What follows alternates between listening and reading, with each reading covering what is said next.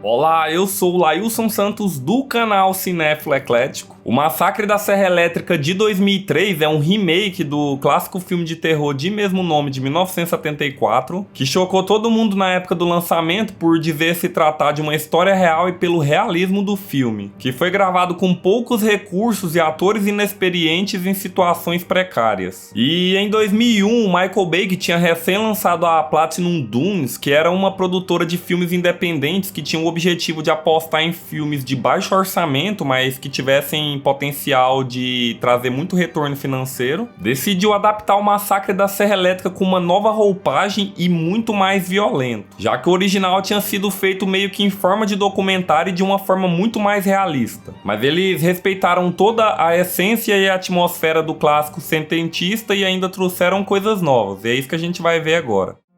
O filme começa em formato de documentário em preto e branco, contando a história de como alguns jovens foram brutalmente assassinados em uma fazenda por psicopatas sádicos, onde 2 policiais visitam a residência dos Hilt para documentar as evidências do massacre no Texas. Então nós somos apresentados a 5 jovens que estão viajando pelo Texas em uma van no meio do nada, sendo 2 casais e um amigo deles. Todos eles estão conversando e se divertindo muito dentro do carro, até que de repente eles encontram uma mulher estranha andando sozinha na estrada, totalmente fora de si, e eles resolvem colocar ela no carro e levar ela para algum lugar mais seguro. Mas a mulher tá totalmente desnorteada e fora de si, falando que todos eles vão morrer, que tem um homem muito mal naquele caminho que eles estavam fazendo. E eles ficam sem entender nada, achando que a mulher é louca, e realmente parece, porque ela tá muito estranha, mas as coisas que ela tava falando deveria pelo menos acender um sinal de alerta pra eles. E eles continuam seguindo viagem até que eles vão passando pelos locais que ela falou pra não ir. E quando eles passam de frente pra um frigorífico, ela fica muito louca e quase causa um acidente, quando ela percebe que eles estão indo pra casa que ela possivelmente sofreu os traumas. E quando ela percebe que não vai convencer ninguém a ir embora, ela acaba tirando uma arma que tava entre as pernas dela e dando um tiro na própria boca, se matando. E todo mundo ali fica desesperado, já que acabou de acontecer uma morte dentro do carro e os jovens pensam que todo mundo vai achar que foi eles, ainda mais que eles têm muita droga dentro do carro. Mas eles continuam seguindo viagem e decidem procurar o xerife da cidade para ele resolver a situação. Até que eles encontram um poço de combustíveis que tem uma velha muito estranha e é um lugar extremamente sujo, com várias carnes cheias de mosca e não tem ninguém consumindo nada no local. E essa velha é muito estranha, os caras falam pra ela que houve uma morte, que tem um corpo dentro do carro, mas a velha não dá a mínima, como se ela achasse normal aquela situação e ainda age com muita naturalidade, dando mais um sinal de que alguma coisa muito errada estava acontecendo ali, que foi mais uma vez totalmente ignorada por eles. O fato é que o xerife não poderia ir até eles, então eles teriam 2 opções. Ou eles iriam atrás dele até o velho moinho, que segundo a velha é onde ele estava, o que provavelmente seria um lugar deserto. E o mais certo nessa situação seriam eles procurarem uma delegacia. Ou eles podiam deixar o corpo daquela mulher ali como se nada tivesse acontecido, o que naquela situação seria a melhor escolha para eles, já que tudo que estava acontecendo ali estava muito estranho e a chance de eles se darem mal era muito grande. Mas depois de uma votação eles decidem ir procurar o xerife.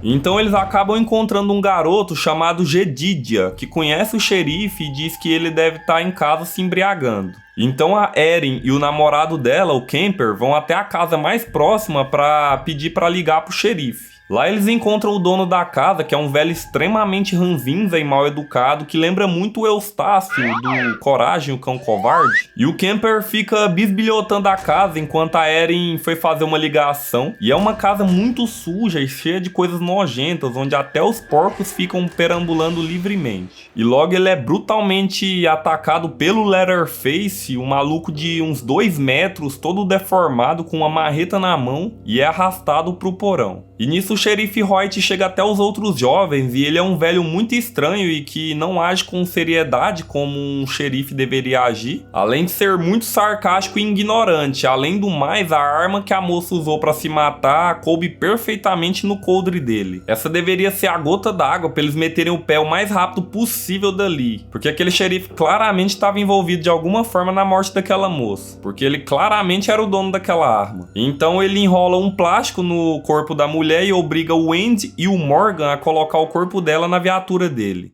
Sem conseguir encontrar o Kemper, a Erin volta para onde os outros estão e nesse momento a gente vê o Leatherface se utilizando de ferramentas nada ortodoxas, digamos assim, para cortar a pele do Kemper e fazer uma máscara com o rosto dele, já que o Kemper tinha uma boa aparência e o Leatherface é mais feio que o Predador. E do lado da máquina de costura tem a cabeça de um outro cara que também teve um destino cruel nas mãos do Leatherface. Quando a Erin volta, ela diz que o Kemper sumiu e todos vão procurar por ele. Só que eles encontram um monte de carros, dentes de pessoas e fotos da moça que se matou no carro deles. E finalmente, depois de tudo que aconteceu, eles ligam os pontos e percebem que eles estão correndo risco de vida ali. E o Morgan e a Pepper sugerem ir embora imediatamente e deixar o Kemper pra trás. Só que o Andy, que é muito amigo dele, e a Erin decide procurar por ele na casa. Mal sabem eles que o Kemper já era faz tempo. E aí acontece um dos momentos mais tensos do filme, porque quando eles chegam lá na casa, a Erin vai distrair o Eustácio enquanto o Andy vai procurar pelo Kemper. Só que ele fica tão aterrorizado pelas coisas que ele vê que acaba derrubando algumas coisas e fazendo muito barulho. E é aí que o Leatherface aparece com a icônica motosserra dele ligada no 12 e vai pra cima do Andy e da Erin. Só que durante a fuga o Andy acaba se enrolando nos lençóis e acaba tendo a perna cortada no meio pelo Leatherface,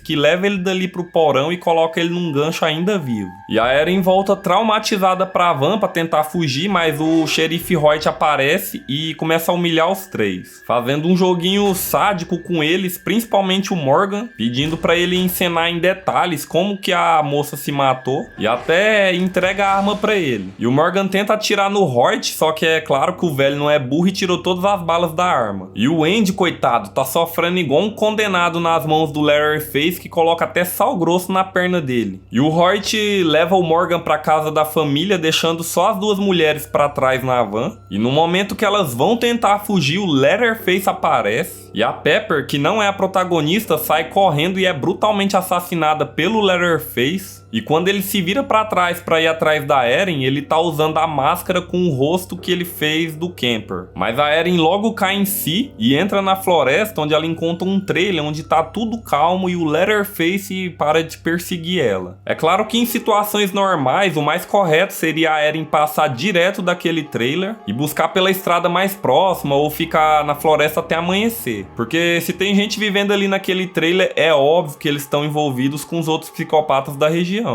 Mas sem pensar duas vezes, a Erin encontra duas mulheres que diz pra ela se acalmar porque o Leatherface não pode ir lá e que elas conhecem ele, revelando que elas fazem parte da família de canibais. E elas até oferecem um chá pra Erin, que recusa, mas que chega a beber um pouco. O que não devia, porque logo ela adormece, mas antes ela encontra fotos daquela moça que eles deram carona e percebe que o bebê delas está com as duas mulheres, ou seja, elas roubaram. E quando a Erin acorda, ela já tá na família de canibais com todos os membros da família reunidos, a Dona Luda, a velha matriarca da família, o Eustácio, o velho ranzinza, o xerife Hoyt e as duas mulheres do trailer, e o Leatherface ali num corredor. E o molequinho, o Gedidia, que tá do lado de fora da casa porque ele não concorda com as maldades que a família dele faz e ele quer que libertem a Erin. Como eles não querem matar a Erin naquele momento, o Leatherface joga ela no porão, onde ela vê o local de trabalho dele, digamos assim, com várias partes de corpos humanos separados, com um monte de peles, um lugar bem asqueroso. E lá ela encontra o Andy, o cara que teve a perna decepada pelo Leatherface, ainda naquele gancho, já nas últimas, mas sofrendo muito. E ele pede pra Erin acabar com o sofrimento dele, porque ele já não aguenta mais ficar ali na situação e ele sabe que não vai ter saída pra ele dali. Só que mesmo assim, ela ainda tenta ajudar o cara, mas não consegue. Então ela acaba fazendo o que ele pediu e acabando com o sofrimento dele, numa cena muito triste, já que ele só tava ali naquele gancho porque ele decidiu ir buscar pelo amigo dele, que era o Kemper. Mas e se fosse você? Você teria coragem de tirar a vida do rapaz como a Erin fez? Mesmo com o Andy pedindo? Deixa aí nos comentários o que você faria no lugar da Erin. Mas antes de ir embora, a Eren encontra o Morgan, que ainda tá vivo, mas já tá todo fudido. E o Jedediah, o molequinho lá, aparece pra ajudar eles a sair do porão, mas o Leatherface aparece perseguindo eles numa cena de tirar o fôlego e finalmente eles conseguem sair da casa. E eles saem correndo pelo quintal da casa até encontrar uma casinha de madeira, o que obviamente não vai dar certo, já que o Leatherface usa uma motosserra como arma. Os dois conseguem se esconder, mas o Leatherface logo encontra a Eren e o Morgan sai do esconderijo dele para ajudar ela e acaba sendo morto. Então acontece uma cena que homenageia o filme original, onde a Eren sai correndo pela floresta igual louca e o Leatherface perseguindo ela, igual a Sally fez no clássico de 1974. E a perseguição continua agora pelo frigorífico, que mais parece um labirinto de carne, e o Leatherface ainda encontra a Eren mais umas 2 vezes, só que ele não consegue matar ela e a Eren ainda arranca um dos braços dele com um facão. Finalmente alguém conseguiu ferir aquele monstro.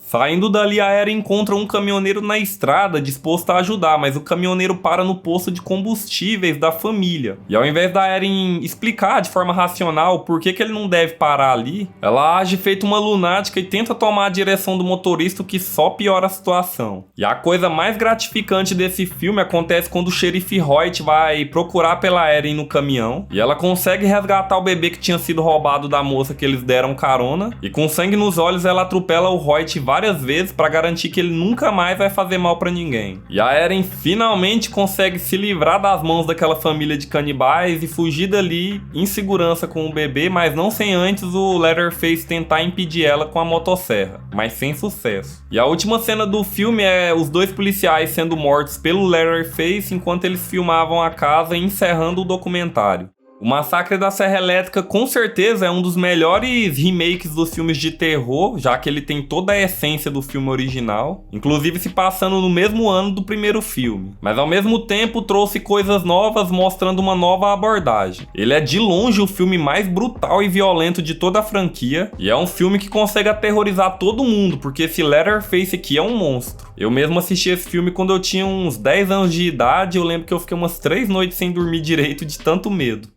O filme tem alguns problemas, como a burrice dos personagens principais, os jovens lá, onde as coisas acontecem muito na cara deles e eles ignoram muita coisa, demora muito tempo até eles perceberem que o que tá acontecendo ali tá muito errado e que eles estão correndo risco de vida. Mas é um filme que tem um bom ritmo, as coisas acontecem de forma gradual, a gente não sente que eles estão enrolando pra entregar as coisas, e é um filme que conseguiu agregar mais coisas pro fã do Massacre da Serra Elétrica de 1974. Agora comenta aí qual é a sua opinião sobre esse remake do Massacre da Serra Elétrica. E aqui do lado vai estar aparecendo a história completa do filme Vingança de 2017, que é um dos filmes recentes mais brutais do cinema francês. Te vejo lá.